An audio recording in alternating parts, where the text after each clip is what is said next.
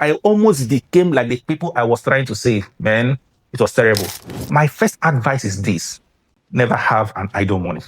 For every money that comes into my hand, I give it a name. Call your money by name. When you pray for open doors in your life, believe me, you're attracting confusion into your life without knowing. Your biggest distraction to your goal is another promising opportunity. Learn to focus and say no. Consistent money does not come from motivation. It comes from building system. Build system that still work even on days you don't feel like working. Even when you don't have the motivation, let the system be the motivation. Some of us are too ashamed to ask. We are too timid. We have zero audacity. But I'm telling you, put shame aside and ask for what you want. If you don't ask, you stay broke. Boldness pays more than talent. Dare to ask for more. So there was this year I made my first $1,000. Then second, the third, the fourth, the fifth, and counting. I discovered the more difficult part is actually making the first 1,000. Others will follow. And these were the 10 things I did differently the year before that helped me get that result. A lot of us want to start making money in dollars, but then we don't know how. And I'm here to tell you by personal experience what actually has helped me. When we talk about a financial evaluation, it is a serious business. It wasn't that I wasn't making money. The problem was that I wasn't keeping them. I didn't tell my money where my money should go to. What was the first thing that changed about my money habits? And I'll tell you for free. Firstly, there was always something to do with money before it arrived. I always have a project that needs money, so every money that comes already has what it will be used for. A friend told me something about a girl she would wish to marry, but the problem was that this girl's ex-boyfriend, still an undergraduate for that matter, was still very active, buying the girl an iPhone, best of the weeks you can think of, clothes that my friend hadn't even thought about. And the baby would always reject the gifts anyway. Enough of that. But then he told me about this, and my advice was simple. You are rich and richer than this guy, but you don't have to allow yourself to get pressured by a boy whose money hasn't been given a direction. For you, there is always a project that needs money than the money you have. Now, let me explain this in context so you understand what I mean. Let me tell you something. You can have 600,000 naira in your account, but because you have no need or project you are working on, you will feel so rich with 600k and can afford to spoil your girlfriend with 450k, which was the state of this guy who was still an undergraduate. But meanwhile, another guy has 6 million of his money in a project and is looking for an additional 12 million to complete this project. He feels very poor, and if he already has borrowed this 12 million to fund the project, he will feel poor and indebted. Why the guy with 600k is feeling rich? That was my friend's situation with the undergraduate student weighing his babe. In my case, let me explain. I already had a Jam CBT app that was giving me money before then, but the money it gave me didn't have somewhere else I could put it. So what happened?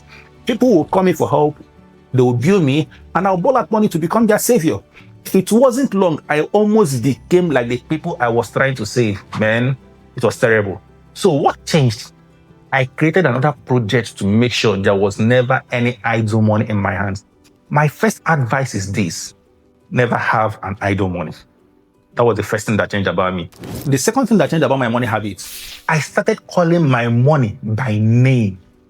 This is not a mysterious abracadabra of positive confession and this. It simply means that for every money that comes into my hand, I give it a name. If it's for feeding money, I call it feeding money, vacation money, investment money, etc. I assigned a percentage to them. If you call it budgeting, you might be right.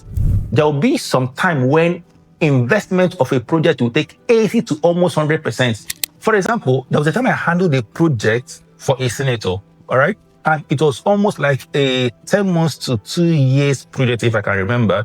And every periodic money that came in monthly as a part payment for that project, I called it experimenting money. Money I used for experiment on ideas to see how those ideas works online and what does not work. In that process, I started developing a platform for hiring writers. It failed too, but I wasn't paid in any way. Why? Because that was what the money was meant for, to experiment and test run ideas. Whether it works, fine. If it doesn't work, fine. My second advice is this: call your money by name. That was the second habit that changed for me. So I'm taking you through to the third thing that changed about my money habits. And of course, I said no more times than I said yes.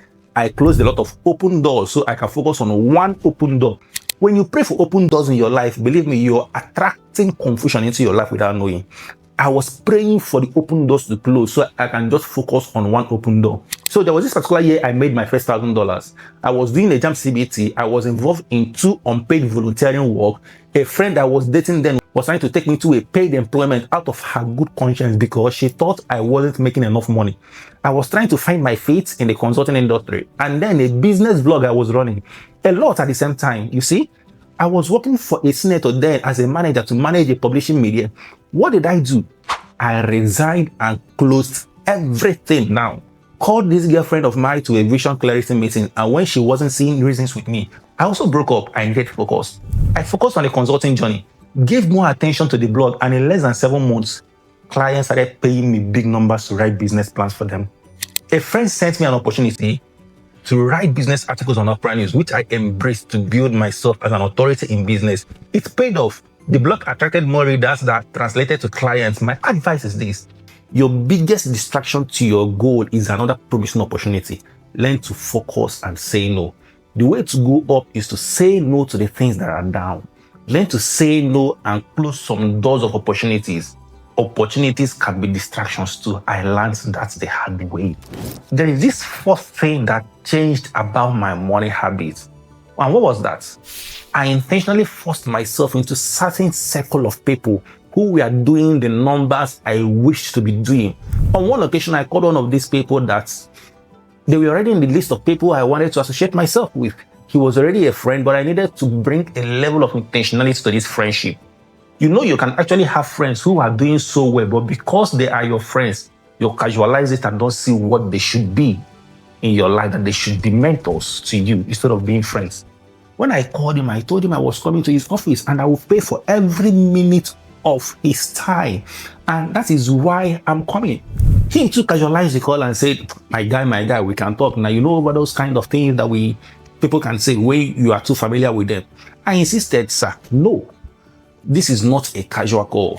When he saw how official my voice sounded, he gave me an official appointment to come to his office the next day. This friend of mine was already earning above 50K USD monthly, and I wasn't smelling 10 USD in any way, let alone earning it. I went to my account, I withdrew money and packaged it as a seed. You know the way you meet your pastor and you kneel down and sow a seed into their life? That was why I packaged that money as a seed. As though I was going to see a bishop of an international church, I entered his office the next day. The first thing I did was to drop the envelope on his table, even before I said good afternoon. He was shocked.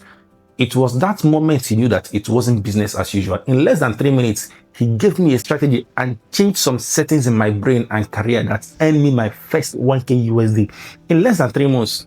What is my advice here? Level up your association. You would eventually become like the association you flow with. Okay? If you don't get anything from this video, get this fourth part. And the fifth thing that changed about my money habits is this. I became brutally honest with my numbers. Remember the story I shared of how you can be making 600K and you are there feeling rich? Before I made my first $1,000, I lived in financial guesswork. I was feeling rich from the money I was making from my JAMB CBT. I felt like I was doing fine. I assumed money was coming in. I believed I was spending well. But feelings don't run finances, my friend. The year everything changed, I started tracking everything, every income, every debt, every expense, every leak. And let me tell you something, what you cannot monitor, my friend, you cannot improve. What you hide from will always control you. If you cannot count it, I'm telling you, it doesn't count. The shock of seeing where my money was truly going forced me to adjust my lifestyle. That honesty was painful, but it saved me. I'll give you a task here. Please don't even skip it in any way. Go and print your bank statements and you'll be surprised how much has passed through your accounts, and you will realize how better you could have used them. My advice here is this. If you can't measure it, you can't manage it. Track your money daily and track it diligently. What was the sixth thing that changed about my money habits? I will tell you, I started solving bigger problems. I don't mean attending to bigger billings people were billing me for, no. I mean, I started solving bigger problems. I would explain. My income didn't change until my problem size changed. I used to focus on small problems because they were easier. I once accepted to write 3 business plans for 30K, not USD, 30,000 naira. 10,000 naira each, and the client still did pay the last installment of 10,000. I will collect 12K for website design, a whole website, 20K for writing, 50K for consultancy. Who does that? But small problem will always pay small money. I saw how you were squeezing your face at that amount. I like that. But then I shifted my mind and started solving bigger problems. Business restructuring, financial system, strategy. The money shifted automatically. People paid me bigger because I solved bigger problems. What did I do with my old clients? I simply told them that price have changed. Of course. There was this friend of mine. When I said that, there was this friend of mine. It was his first time. He said he couldn't pay my new price. I told him I love his business and we'll write the plan free for him. And I did it for free. He referred his other brother to whom I charged my new price. If I had compromised the price, his other brother would have asked for the same discounted old price. You see the difference? Insist on your new price. If it gets hard, do it for free, keep your standard, but then communicate that this is the actual price.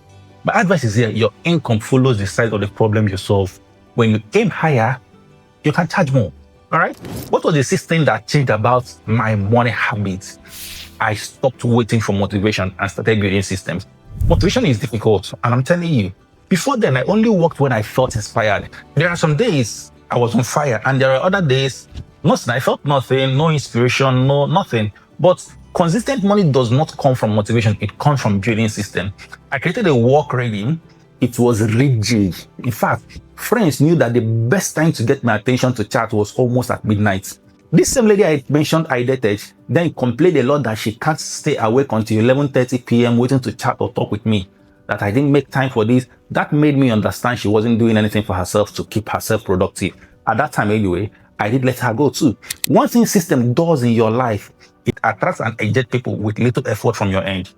I would wake up and write 5 articles or business news for Oprah News, and I would do this before leaving the house. Everything had its time and every money had a destination. Once the system started running, money followed it. My advice here is this: build systems that still work even on days you don't feel like working. Even when you don't have the motivation, let the system be the motivation. What was the 8th thing that changed about my money habits? I'm telling you this: I cut off money-draining relationships. Some people don't borrow money from you. They drain your destiny. You think you're borrowing them money? No, you're not lending them money. They are draining your destiny. You must learn to say no to some friendship. I silently stopped feeding some relationships, reduced communication while maintaining the contact anyway. I realized that I had people around me who came to take. They take my time, they take my skill, they take my money, they take my peace. Meanwhile, the people who could stretch me financially were far away. So I made a decision. I cut off draining relationships and intentionally moved closer to people who respected vision, money, and growth. There is a difference. The moment my relationships changed, my results changed. And what is my advice here? Wrong people will stagnate your financial progress, and right people will multiply it. Now I'll take you to the 9th thing that changed about my money habits. I stopped doing everything myself.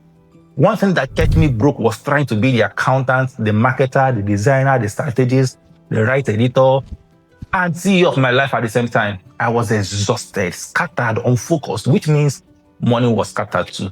Prior to the year I made my first $1,000, I started delegating tiny tasks.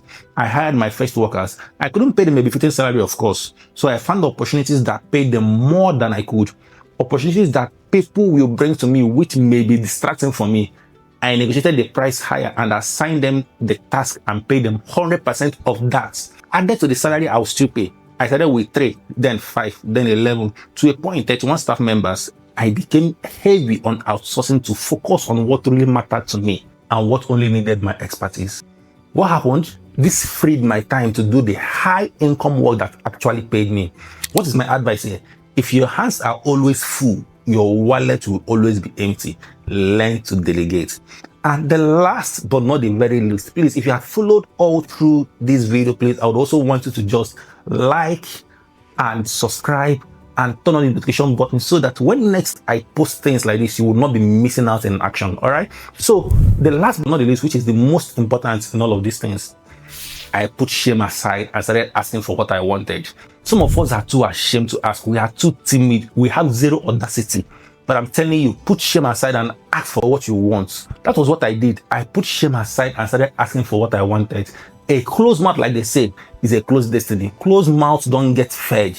Before then, I was always shy to ask for higher fees, to negotiate, to pitch my value, to charge what I was truly worth. But that year, I became bold. I started telling people, this is my fee. If you don't like it, your business. If you like it, we deal. If you don't like it, you go. I started pitching my services well. I asked for opportunities. Some ignored me, but a few, they said yes. And those yeses paid me more than my entire comfort zone had ever paid me. What is the advice here? If you don't ask, you stay broke. Boldness pays more than talent. Dare to ask for more. If you have followed me all through this video, I want you to give again a thumbs up, a like, and subscribe, and put on your notification button so that next time I post wonderful videos like this, you would be the first to be notified. Thank you very much. See you on the next video.